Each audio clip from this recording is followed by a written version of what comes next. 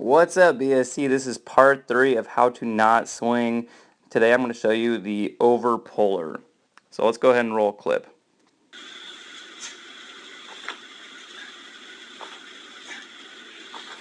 Alright, the over puller. Now, the first swing I did is actually not a bad one because I forgot that I was supposed to do a bad one. But let's say I'm at the top of my swing, the bell is going to fall.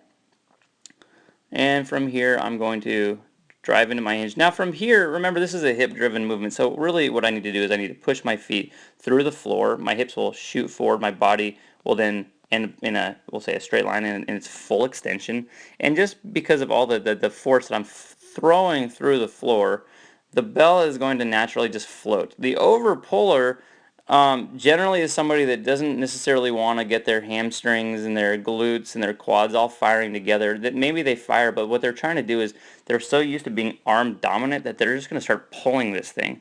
So watch what happens here. As I start to come up, the first movement I'm doing is I'm just cranking this thing. So this is really hard on my lower back because my back is trying to kick in here. And from here, I want to pause right here for a second. Look where the bell is. So the bell is already on its way up. My body should be straight at this time. So let's see where the bell ends up by the time I actually hit full extension. Boom. So now my body is fully locked out. My body locked out when the bell was at the top. Really, at this point here, my arms should be about right here, and the bell should be floating the rest of the way. Then the bell will come down. Again, my body still hasn't broken. But again, the over puller is going to start pulling out of the hole super early, and generally they'll complain that I got some swings in and my lower back is maybe not even hurt, maybe it's hurt, but usually it's like, yeah, my lower back feels pretty toasty. So let's watch a few of these in real time.